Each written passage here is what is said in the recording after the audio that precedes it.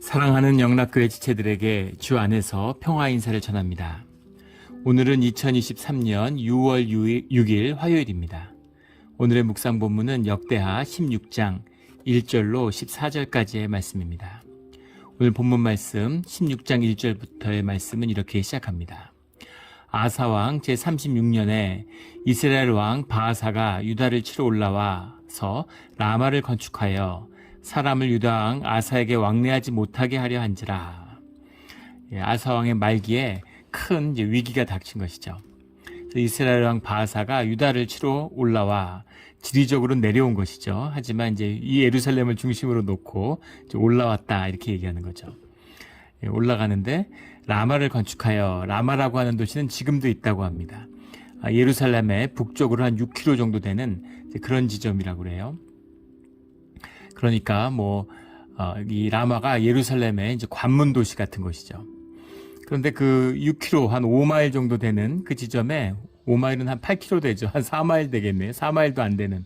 그러니까 바로 인접한 라마를 점령했다. 근데 라마 위에 베델이 있는데 그러니까 라마까지 와서 성을 쌓는다고 할 정도면 이미 베델도 뺏겼다는 걸 알 수 있죠. 그래서 예루살렘으로는 그런 그 직선거리에서 이렇게 내려오니까 굉장한 위협을, 예루살렘에서 더 수도를 내려야 될 것인지 아니면 전쟁을 해야 될 것인지 이제 그런 큰 위기감을 느꼈을 겁니다. 그런데 전쟁이라는 것이 성체 도시를 쌓으면 그 성체를 공략하는 게 쉽지 않잖아요. 그리고 또 이미 성체를 빼앗겼다는 것은 이미 그냥 뺏기진 않았겠죠. 전쟁을 하고 방어를 했지만 빼앗겼다라는 거죠. 그러니까 아주 절체절명의 위기에 처했다. 그 6km 지점에 상대방의 군대가 와 있다고 생각해 보세요. 그러니까 지금 한 4마일이면 무슨 거리입니까? 그 카멜인데 무슨 시사이드 같은 데다가 성을 쌓아 놓은 거예요. 그러니까 완전히 일본을 차단하는, 꼼짝 못하게 막는, 샌프란시스코인데 데일리시티 같은 데다가 요새 도시를 쌓아 놓은 거죠. 그러니까 굉장한 위협이 바하사에게 닥쳤다라는 것을 알 수 있는 거죠. 주님의 은혜 아래 평강을 누렸는데 큰 위기가 닥친 것입니다. 늘 위기가 닥친다는 것은 우리가 믿음 가운데서, 신앙 가운데서 눈이 열려 있다면, 영이 깨어 있다면 주님이 주시는 새로운 축복의 통로가 된다는 것을 알고 있죠. 그런데 영이 어두워지고 그 말씀과 함께하지 못하면 그러면 그런 위기가 현상의 문제로 보이는 겁니다. 현상의 문제로 보이니까 현상을 다루려고 하고 매니지먼트를 하려고 그러는 거죠. 그래서 그런 위기가, 중요한 기회가 닥쳐오고 있는 것입니다.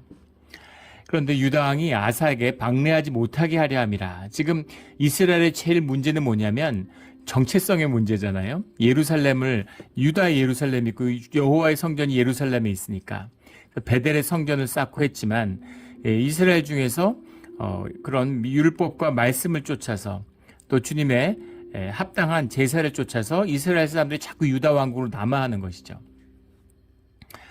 그래서 그게 큰 이제 문제가 되는 겁니다. 이스라엘의 근본적 위기죠.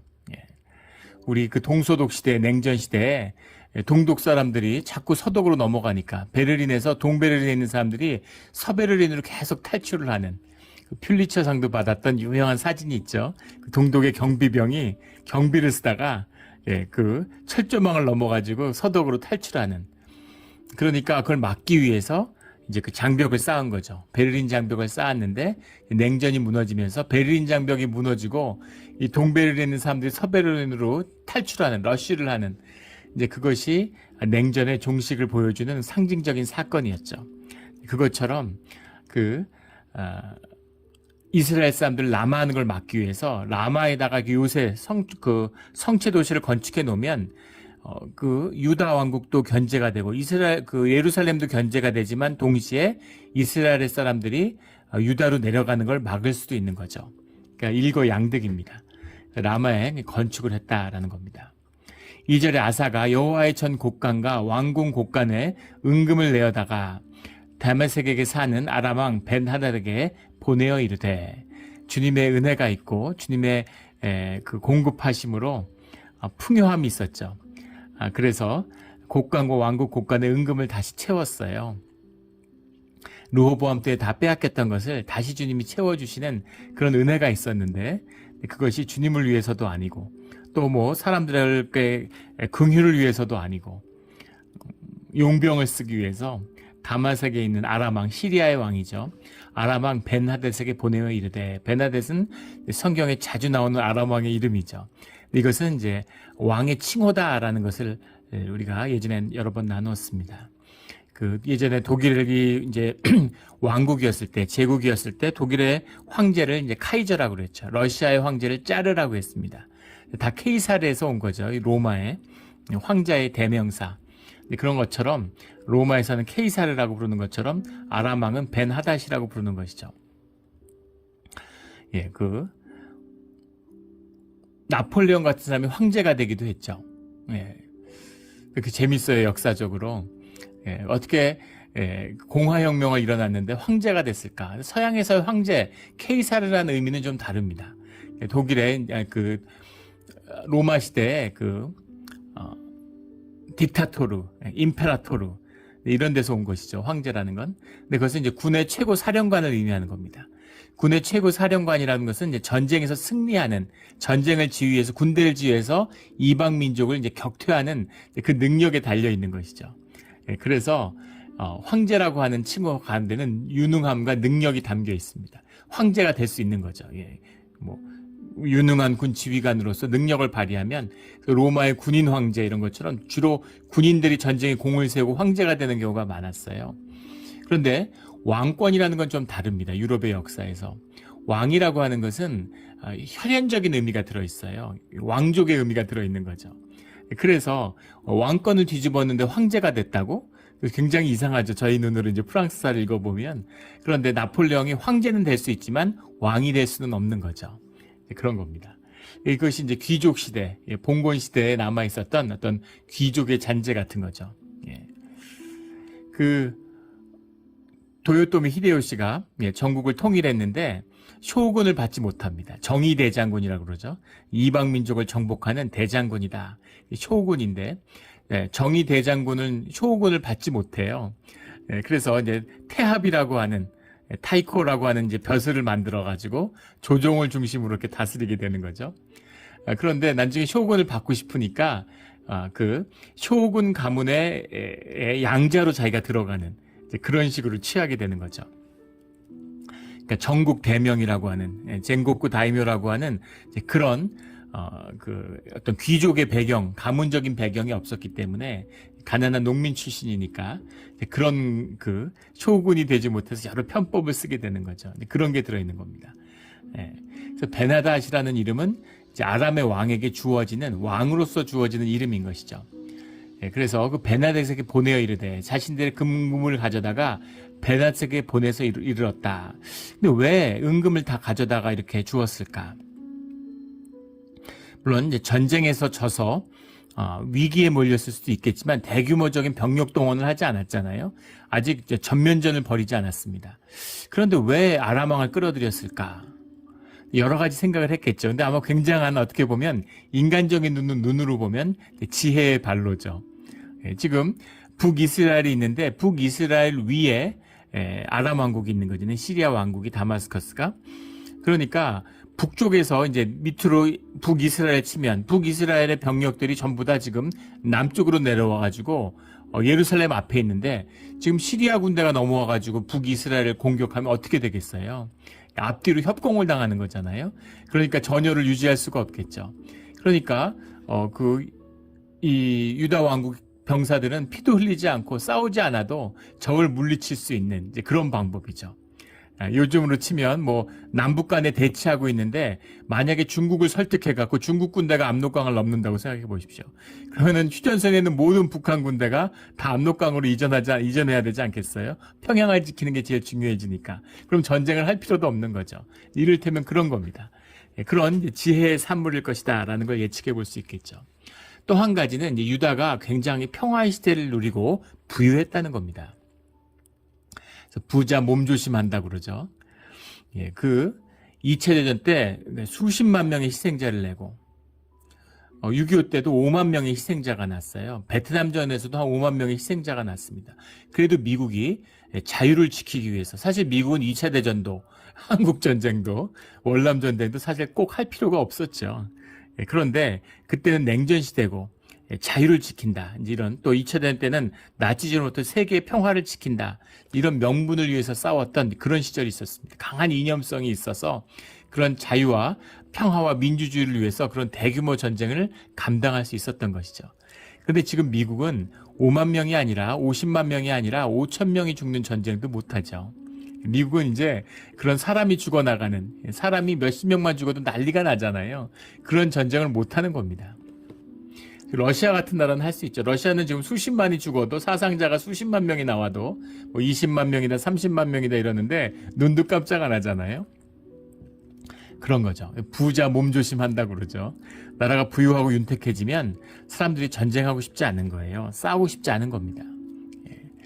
그런 게 이제 대한민국도 그런 게 위기죠. 군대 가기 싫고, 전쟁은 더더구나 싫고, 그러니까 북한이 얼마든지 핵으로 협박을 해가지고 전략적 우위를 확보할 수 있다고 지금 믿고 있는 거잖아요. 그런 것 같은 거죠. 은금이 많으니까 용병을 사다 쓰듯이 아람을 끌어들여서 북이스라엘을 제압하자 이런 거죠. 그럼 국민들도 다 좋아하고 자기 자식 내보내서 또 자기가 전쟁 나가서 죽음을 무릅쓰고 싶은 사람이 누가 있겠습니까?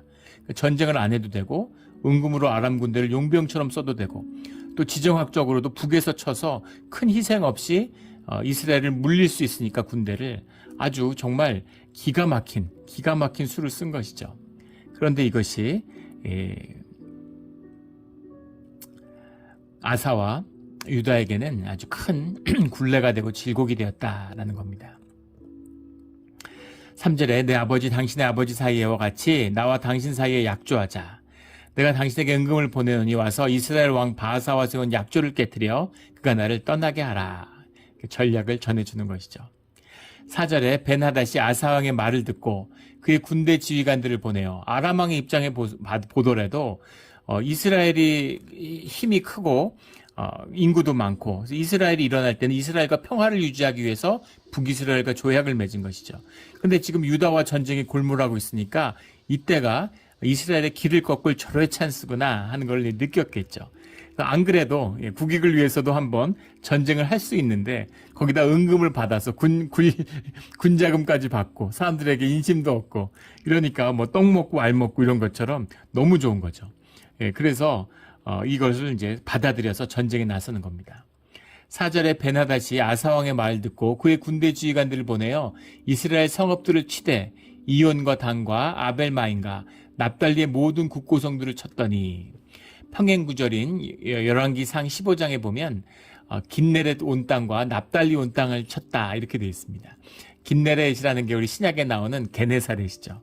게네사렛이라고 하는 것은 이제 그 갈릴리 호수 남북으로 길게 크게 뻗은 요단강을 끼고 발원지가 되는 이 흘러내리는 요단강을 과 연결되어 있는 이 갈릴리 호수의 왼쪽 편에 있는 평야인데 북이스라엘의 그 산악지대와 남부 유다의 평야가 맞닿은 이런 그 초승달 모양으로 지도를 보면 거기에 평야지대를 이제 게네사렛, 긴네렛 땅이다 이렇게 불렀다고 나옵니다.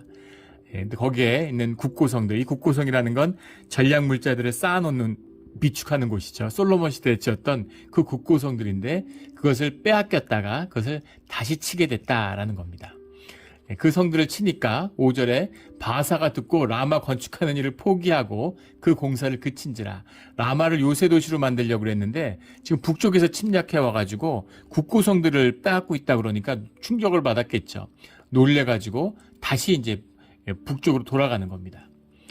평행절을 다루고 있는 열왕기상 15장에 보면 그 북왕국의 수도 디르사에 머물렀다. 이렇게 수도에 가서 수도를 지켜야 되니까 큰일 났구나 이러고 돌아가서 이제 그 디르사 그 북이스라엘의 수도에 머물고 있는 거죠. 6절에 아사왕이 온 유다 무리를 거느리고 바하사가 라마를 건축하던 돌과 제목을 운반하여다가 게바와 미스바를 건축하였더라. 그러니까 라마를 건축하기 위해서 성을 건축하고 성체 도시를 만들려니까 얼마나 많은 석재와 제목들이 필요했겠어요.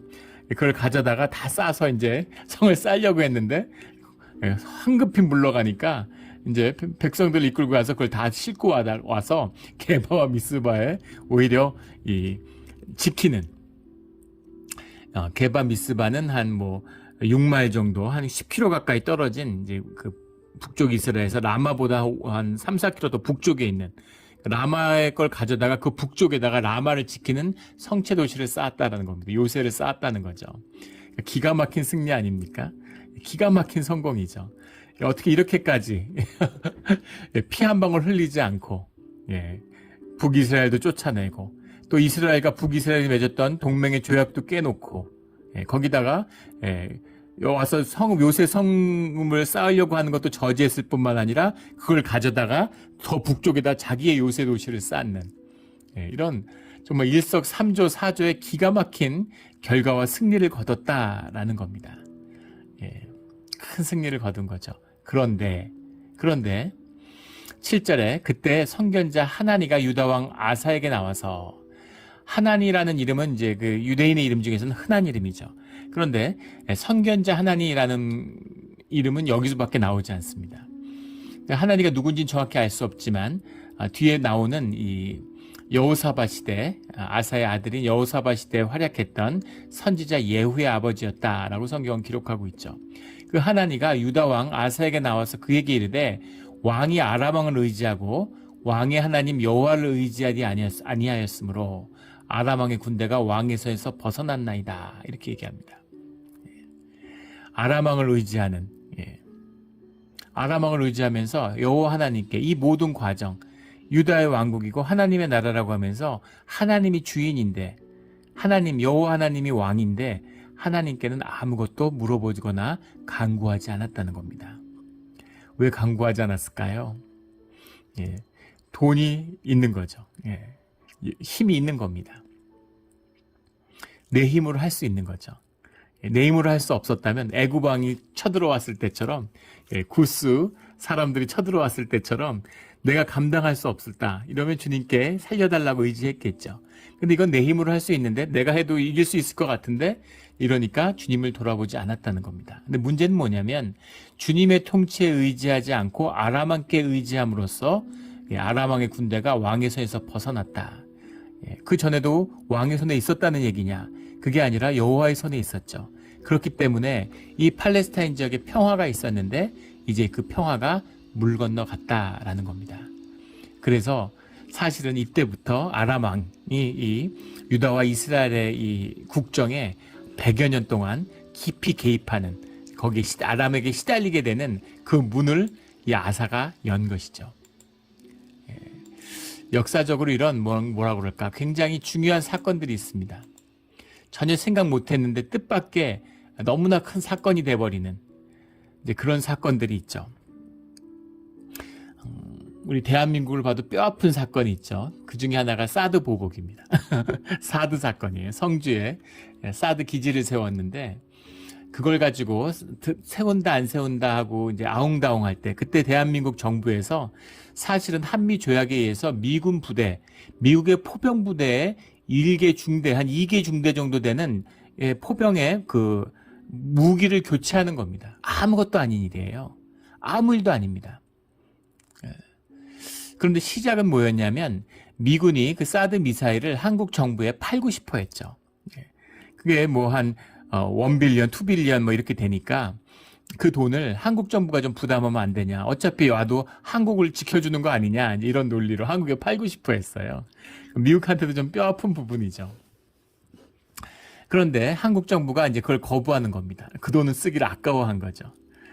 근데 뭐 아까워하고 뭐 밀고 당길 수도 있습니다. 뭐 2년치 주둔비를 그 포병 미사일 포대에 들여오는데 쓰라고 하니까 당연히 우리가 이제 또 거부하는 마음이 있었겠죠.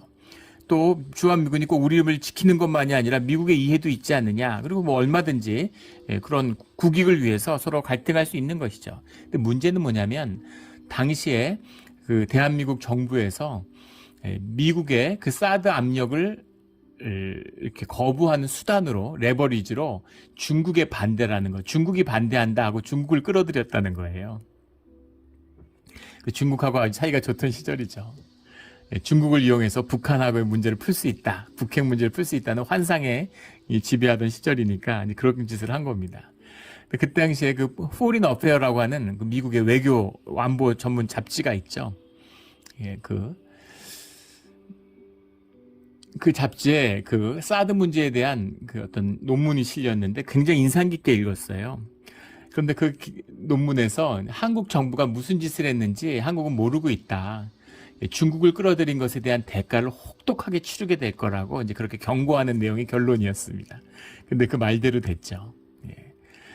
마치 중국이 한반도와 한국 정부에서 대한민국에 무슨 정치적인 권리가 있는 것처럼, 예. 마치 한국에서 무슨 결정을 하면 중국하고 미국하고 뭔가를 결정할 수 있는 것처럼 이제 그런 식의 지렛대를 레버리지를 한국 정부가 줘버렸어요. 그러니까 이제는 뭐 중국이 삼불 원칙을 지켜라, 뭐 중국의 뭐 핵심 이익을 침해하지 말아라 이러고 마치 내정 간섭을 대놓고 하고 있죠. 예. 사실 뼈 아픈, 예. 한국이 그 무기를 직접 사든가 아니면 그냥 주한미군에 주둔할 수 있도록 했든가. 근데 돈으로 따질 수 없는, 예, 돈으로 따질 수 없는 정말 큰 실수를 했습니다. 전략적 실수를. 이 중국의 이 압박과 이 내정 간섭을 걷어내는데 아마 굉장한 어려움이 있을 거예요. 그걸 위해서 지금 안간힘을 쓰고 있잖아요. 지금 10년의 세월이 지나서 중국한테 보복은 있는 대로 당하고 또 미국의 냉담함 속에서 양쪽에 껴가지고 엄청난 대가를 치렀죠. 예. 수십조, 수백조의 대가를 치렀어요. 돈을 한 1, 2조 아끼려고 그러다가 예, 금전적으로도 정치적으로도 외교적으로도 안보적으로도 엄청난 손해를 봤죠. 똑같은 짓을 아사왕이 한 거죠. 예. 아주 기가 막힌 아이디어잖아요. 야, 북이스라엘 같은 동포인데 북이스라엘을 제압하기 위해서 아람을 끌어들이는 거죠. 북한을 제압하기 위해서 중국을 끌어들이는 거예요. 예. 큰일 날 행동이죠. 근데 아사가 눈이 멀어가지고 이런 행동을 거침없이 했다는 겁니다. 안타까운 일이죠. 8절에 구스 사람과 룹 사람의 군대가 크지 아니하며 말과 병거가 힘이 많지 아니하더이까. 그러나 왕이 여호와를 의지하였으므로 여호와께서 왕의 손에 넘기셨나이다. 아비야 때에도, 예. 또 자기의 치세 가운데에서도 애굽을 상대로 큰 승리를 거두고 아비야 때 이스라엘을 상대로 큰 승리를, 북이스라엘 상대로 큰 승리를 거둔 경험이 있는데 주님께 의지함으로, 그런데 이제 주님께 의지하지 않고, 예. 옛날 생각해봐라. 그 강력한 애굽의 군대도 이겼지 않느냐, 주님께 의지해서. 도저히 이길 수 없는 전쟁도 이겼는데 왜 이런 작은 위협에 아람 군대를 끌어들여서 이런 식으로 일을 처리했느냐라는 겁니다. 안타까운 것이죠. 인생에서 정말 나는 기가 막히게 했구나. 내가 내 지략과 내 뜻으로 사업을 해갖고 정말 큰 돈을 벌었다. 남의 뒤통수를 때려가지고 큰 돈을 벌었다. 나는 기가 막히게 어떻게 이렇게 일을 잘했을까. 좋아하지만 사실은 주 안에서는 큰 실수를 하고 내 삶에 큰 재앙의 그런 덫을 놓은 그런 사건이 될 수 있다는 겁니다. 하나님의 사람에게, 하나님을 모르는 사람이 하나님 구하지 않았다고 해서 뭐라 그러지 않죠. 예. 그 벤하닷이 아람 왕이 하나님께 물어보지 않고 추진했다고 해서 하나님이 뭐라고 징계하지 않아요. 그런데 주님의 사람이고 주님이 세운 왕인 다윗의 언약 안에 있는 아사가 이렇게 하나님을 잃어버렸다는 데 대해서 하나님이 진노하시는 것이죠. 근데 아사 왕은 히스기와 더불어 유다의 왕국 가운데 주님께 칭찬을 받은 몇 안 되는 왕 중에 하나입니다. 그 가운데 그가 하나님이 보시기에 선과 정의를 행했다라고 칭찬받는 왕이었어요. 그의 치세를 결정짓는 결론입니다. 그런데 마치 다윗처럼 그 말년에 눈이 어두워지고 마음이 어두워진 것이죠. 이게 우리 인간의 모습이에요. 우리가 왜 매일 새벽 기도를 해야 될까? 왜 매일 주일마다 예배를 드려야 될까? 평생 예배 드렸는데 뭐 몇 주 빠진다고 뭐가 문제야? 몇 주 빠진다고 뭐가 문제겠습니까? 그게 문제가 아니라 하루의 은혜를, 한 주의 은혜를, 우리의 마음을 새롭게 하시고 새로운 한 주를 우리에게 허락하시고 주님께 의지해서 살아가는 그 새로운 나의 마음을 주장해 주시는 주님을 만나는 것, 그것이 매주 필요한 주님의 은혜입니다. 그게 어두워지면 이게 평안이 깨지고 또 이런 엉뚱한 짓을 하고 주님의 뜻을 거스르는 일을 행하고, 이게 우리 인간의 모습인 것이죠. 의인은 없나니 하나도 없다고 하는, 의인으로 태어난 사람은 없습니다. 예수님이 계시지만 의인으로 태어난 사람은 없어요. 다 주님께 붙들려서 주님의 의로우심을 덧 입어야 되는 것이죠. 우리가 언제까지나 주님에 붙들려서 주님과 함께 살아가는, 우리가 넘어질 때도 있고 비틀거릴 때도 있지만 주님의 품을 떠나지 않는 우리 모두가 되기를 주의 이름으로 축원합니다. 그런데 문제는 9절에 여호와의 눈은 온 땅을 두루 감찰하사 전심으로 자기를 향하는 자들을 위하여 능력을 베푸시나니, 전심으로라는 말이 러바밤, 살렘, 엘라우라는 말이죠. 엘라우라는 게 뭐 투힘 이런 거고, 라밤이라는 게 이제 허트, 우리의 가슴. 예. 근데 라밤, 살렘이라는 게 샬렘이라는 게 원형인데, 우리가 샬롬 하는 그 샬롬과 이제 관련이 있는 단어죠. 예, 뭐 충성스럽다 이런 뜻도 되고, 로열도 되고, 뭐 또 그 건전한 사운드 이런 뜻도 들어있고, 또 컴플릿, 완전히 이뤄내다, 끝을 맺다 이런 뜻도 들어있고, 그리고 피스, 평화, 평화로운 평강 이런 뜻도 들어있습니다. 근데 이 전심이라고 하는 것, 러바밤 살렘이라고 하는 말은 주님을 향한 진실한 마음, 주님께 모든 것을 의탁하고 전적으로, 주님은 절대 주님의 영광과 인간의 영광을 섞지 않습니다.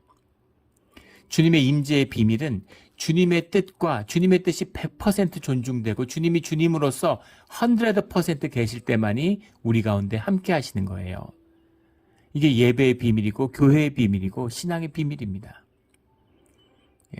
내 노력과 내 능력과 내 노력이 한 5%, 주님이 한 95%에서 섞어서 내가 한 90%는 했는데 10%가 부족해서 일이 안 돼. 주님이 은혜를 10%만 더해줘가지고 내가 내 사업을 이룰 수 있지. 그것은 만약에 그런 식으로 능력이 임했다 그러면 그건 하나님의 능력은 아니에요. 절대 하나님은 그렇게 하지 않으십니다. 하나님은 100%가 될 때만이 역사하세요. 이게 이 말씀의 참된 뜻입니다. 굉장히 중요한 말씀이죠. 전심으로 자기에게 향한 자를 위하여 능력을 베푸시나니, 이 주님께 온전히 주님만을 의지하는 그런 우리 믿음의 사람들의 모습이죠. 능력을 베푸시다니, 이 일은 왕이 망령되이 행하였은즉 이후부터는 왕에게 전쟁이 있으리다. 근데 사실은 아사의 왕치세 가운데 이 이후로 전쟁이 없었어요. 이 의미가 아니죠. 이 유다의 왕 가운데, 다윗의 자손들 가운데 전쟁이 끊이지 않을 것이다 라는 겁니다. 그 끊이지 않는 전쟁의 재난, 재앙의 문을 놀랍게도 아사가 열었다는 겁니다. 이게 우리 믿음의 사람들이 깊이 새겨야 할 말씀이에요. 좋은 것도 있고 능력이 있는 것도 있고 잘하는 것도 있고, 그런데 그 가운데 작은 실수, 작은 불순종, 작은 문제가 큰 재앙을 불러일으킨다고 하는 것이죠.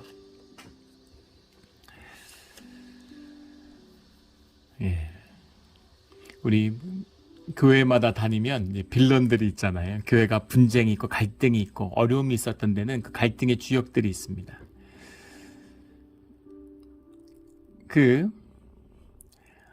교회가 이제 지나고 나서 전에 한 장로님이 이제 교회 갈등에 많은 문제가 돼서 징계도 받고 했는데, 그 예전에 교회를 섬겼던 목사님이 오셔가지고 그 교회에 안 계시는 그 장로님 얘기를 하면서 깜짝 놀라시는 거예요. 그 장로님이 그렇게 뒤에 무슨 징계를 받을 만큼 그렇게 교회를 힘들게 했을 거라는 게 상상이 안 된다고.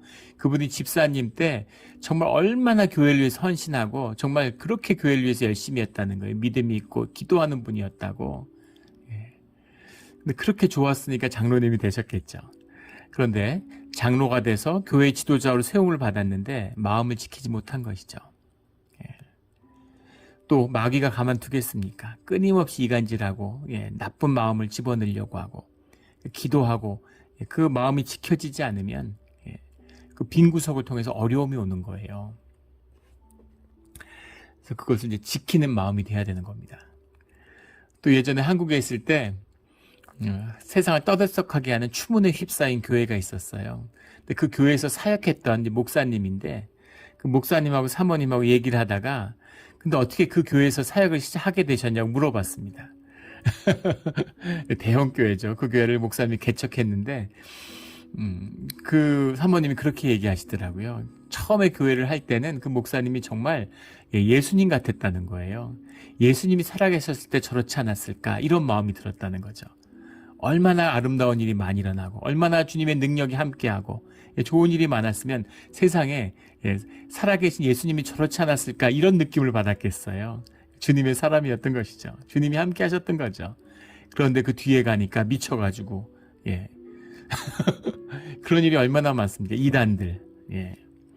그 예전에 제가 그 섬겼던 교회 장로님이 계셨는데 그 장로님이 어릴 때 어머니 손을 잡고 그 신앙촌 그 이름이 뭡니까? 박 무슨 장로라고 있죠. 설립자. 근데 그분이 교회하고 그걸 설립할 때 같이 했다는 거예요. 그 장로님 얘기를 하는데 그 장로님이 기도하면 정말 장님이 눈을 뜨고 안진뱅이가 일어나는 걸 직접 보셨다고 그러더라고요. 그리고 정말 그 인격의 향기라고 그러잖아요. 그분한테서 향기가 났다고. 진짜 향수를 뿌렸는지 정말 그 가까이서 기도하고 이럴 때 그 기도하는 얘기를 들으면 뭔가 정말 코로 냄새로 뭔가 이렇게 향기가 느껴지는. 그래서 어머니가 이게 성령의 향기라고 이렇게 얘기해 주셨던 게 기억난대요. 얼마나 강력했으면 100만 명이 신앙촌을 만들었겠어요. 그 사람을 따라간 사람이 기독교에서 100만 명이 이단의 길로 들어선 거죠. 시작은 영으로 시작했는데 성령으로 시작한 일이 육으로 끝을 맺는 거죠. 아름답게 시작한 일이 최악으로 끝을 맺은 겁니다. 그런 거예요. 그게 인간의 모습입니다. 30년 동안 은혜롭게 살아왔던 것이 오늘의 나를 주장하지 못해요. 오늘은 오늘의 은혜와 오늘의 말씀이 있어야 되는 거죠. 이것이 우리가 말씀을 나누고 늘 주님 옆에 바싹 붙어 있어야 되는 이유입니다. 우리 늘 겸손한 마음으로 주님과 함께하는 우리 신앙의 자리가 되기를 주의 이름으로 축원합니다. 이 일은 왕이 망령되이 행하였으며 왕에게 전쟁이 있으리다. 이렇게 전쟁의 역사가 시작되는 것이죠. 10절에 아사가 노하여. 근데 여기서 돌이키고 왜 이런 말씀을 전하겠어요? 주님이 말씀의 채찍으로 이렇게 손바닥 맞고 끝난 일을 엉덩이 맞는 일로 가게 되는 거죠. 여기서 돌이키라고 하나님이 좋은 뜻으로 주님의 말씀을 보냈는데 아사에게 말씀을 듣지 못하니까 선지자를 통해서 말씀하셨으면 여기서 돌이켜야죠. 근데 아사가 노했대. 하나님의 말씀이 임했는데 아사가 노한 겁니다. 이게 다윗하고 다른 점이죠. 다윗과 아사의 운명을 가르는 가장 중요한 차이는 오늘 10절 말씀이에요. 아사가 노하여 선견자를 옥에 가두었으니. 선견자를 옥에 가두었으니 라는 말이 옥에 단순히 가두었다. 미우니까 쟤 좀 어디다가 이렇게 가둬놔 이렇게 가둬놓은 것 같은데 본문에 옥에 가두었다라는 말이 한마 패켓이란 말입니다. 한마 패켓 하마 패켓 이런 말인데 벳이라는 게 무엇 안에 이런 베이트 집이란 뜻에서 왔는데 벳 하면 무엇 안에 하마케트 안에 두었다라는 말입니다. 하마케트가 이제 프리즌 감옥의 한 뜻이 될 수 있어요. 그런데 사실은 성경에서 이 단어가 쓰일 때마다 박해한다, 고문한다 이런 뜻입니다. 그러니까 단순히 가둬놓은 게 아니라 가택연금처럼 가둬놓은 게 아니라 가서 이제 때리고 벌 주고 이랬다는 거죠. 고문을 했다는 겁니다. 성경에 나오는 고문을 당한 사람들은 되게 다 선지자들이죠.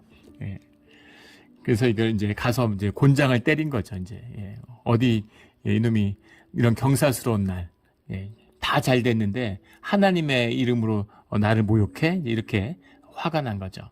에고에 붙들린 거죠. 자기에게 붙들린 겁니다. 하나님의 말씀을 못 듣는 거예요. 눈이 멀어버린 겁니다. 귀가 멀어버린 것이죠. 그러니까 단순히 하나님에게 멀어졌으니까 그 마음이 완악해지는 거죠. 영에는 진공 상태가 없죠. 주님께 멀어지면 그러면 성령이 떠나면 악령에 붙들리는 겁니다. 그때 아사가 또 백성 중에서 몇 사람을 학대하였더라. 바이 라제스라는 말인데 바이 라제스라고 하는 이 말이 굉장히 중요한 단어입니다. 하나님이 성경에서 제일 싫어하는 것 중에 하나예요. 절대로 넘어서는 안 되는 레드라인이 있는데 이것이 힘이 있다고 해서 권력을 가진 자가 힘 없는 사람을 학대하는 영어로 오프레스, 크러쉬 이렇게 쓰는데 베이 라제스라는 말, 이 단어 나오면 안 될 단어들, 한마 패킷, 베이 라제스 이런 단어들은 주님 안에서 나오면 안 되는 단어들이에요. 근데 그런 단어들이 주님이 선하고 정의를 행했다라고 칭찬한 아사에게서 나왔다는 겁니다. 이게 우리가 눈여겨봐야 할 대목인 것이죠. 우리가 늘 주님을 두려워하고 늘 조심해야 되는 이유입니다. 예민해져야 되고, 안 그러면 정말 성령으로 시작한 일이 육의 일로, 악으로 끝을 맺을 수 있습니다. 세겜에 갔는데 축복을 위해 간 자리가 저주의 자리로 바꿀 수가 있죠. 우리 지난주에 구역장 모임을 가졌는데 다 의욕이 넘치세요. 얼마나 감사합니까? 다 열심히 해보고 우리 교회를 위해서 헌신하겠다라는 우리 안수 집사님들의 의지가 돋보였습니다. 권사님들, 집사님들. 그런데 그런 열심으로 시작하고 좋은 뜻으로 시작하고 주님의 축복이 함께 할 겁니다. 근데 그것이 주님의 영원한 축복 안에 있어야 되는 것이죠. 주님 안에 있어야 되는 겁니다. 우리 어떤 일이 있어도 주님의 축복을 세상의 저주와 바꾸지 않는 그런 우리의 깨어있는 살아있는 기도의 자리, 믿음의 자리, 신앙의 자리가 되기를 예수 그리스도 이름으로 축원합니다. 아멘. 기도드리겠습니다. 하나님 아버지 감사합니다. 주님 귀한 은혜를 받고 평강 가운데 평안 속에서 살아가는데 그것이 모두 주님의 은혜임을 잊을 때가 많습니다.